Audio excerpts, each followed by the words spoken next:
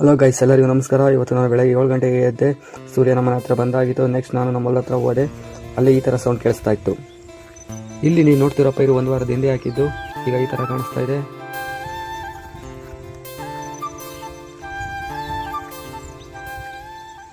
Next ನನ್ನ ಕಣ್ಣಿಗೆ ಬಿದ್ದು ನಮ್ಮ ಬೋರ್ವೆಲ್. ಇದು ನಾನು ಹುಟ್ಟೋದಕ್ಕಿಂತ ಮುಂಚೆ ಕೊರೆಸಿದ್ದು.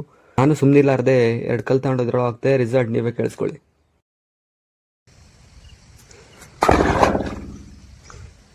ಓಕೆ, ಅಲ್ಲಿ 8 ಗಂಟೆ ಆಗಿತ್ತು.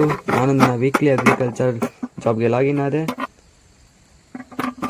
ಪೆಟ್ರೋಲ್ ಚೆಕ್ ಮಾಡಿದೆ. ಪೆಟ್ರೋಲ್ ಕಡಿಮೆ ಇತ್ತು. ಪೆಟ್ರೋಲ್ ಹಾಕಿ ನಾನು ನಮ್ಮ ಹೊಲದ ಹತ್ರ ಹೋದೆ.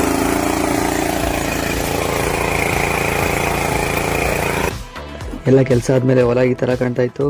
ನೆಕ್ಸ್ಟ್ ನಾನು ನಮ್ಮಪ್ಪ ನಮ್ಮ ಹೊಸ ಮನೆಗೆ ಕ್ಯೂರಿಂಗ್ ಮಾಡೋಕ್ಕೋಸ್ಕರ ಹೊರಟ್ವಿ. ಆದರೆ ನಮ್ಮ ಬೈಕ್ ಯಾವಾಗ ಸ್ಟಾರ್ಟ್ ಆಗ್ತಿರಲಿಲ್ಲ. ಫೈನಲಿ ನಮ್ಮ ಬೈಕ್ ಸ್ಟಾರ್ಟ್ ಆಯಿತು. ಆಮೇಲೆ ನಾವು ನಮ್ಮ ಮನೆ ಹತ್ರ ಹೋದ್ವಿ. ಅಲ್ಲಿ ಸಂಪಲ್ಲಿ ನಿಧಾನಕ್ಕೆ ನೀರು ಬರ್ತಿದ್ವು. ಆಮೇಲೆ ನಾವು ನೀರನ್ನು ನಮ್ಮ ಮನೆಗೆಲ್ಲ ಹಿಡಿದ್ಬಿಟ್ಟು ನೆಕ್ಸ್ಟ್ ನಮ್ಮ ಮನೆಗೆ ಈ ಥರ ಕಾಣಿಸ್ತಾ ಇತ್ತು. ನಾವು ಆಮೇಲೆ ನಮ್ಮ ಚಿಕ್ಕಪ್ಪ ಮನೆ ಹತ್ರ ಹೋದ್ವಿ. ಅವರು ಪೈಪಕ್ಕೋಸ್ಕರ ಏನೋ ಕಾಲುವೆ ತೆಗಿತಾ ಇದ್ರು. ಅಂತ ಹೇಳೋಷ್ಟೊತ್ತಿಗೆ ಈ ಅಣ್ಣ ಬಂದರು. ಈ ಅಣ್ಣಗೆ 3 ದಿವಸ ಮುಂಚೆ ಯಾರೋ ಮೋಸ ಮಾಡಿ ಅಣ್ಣನ ಹತ್ರ ಇದ್ದ 11,000 ಕಿತ್ಕೊಂಡು ಹೋಗಿದ್ರು. ಅದ್ರ ಬಗ್ಗೆ ಅಣ್ಣ ಹೇಳ್ತಾ ಇತ್ತು.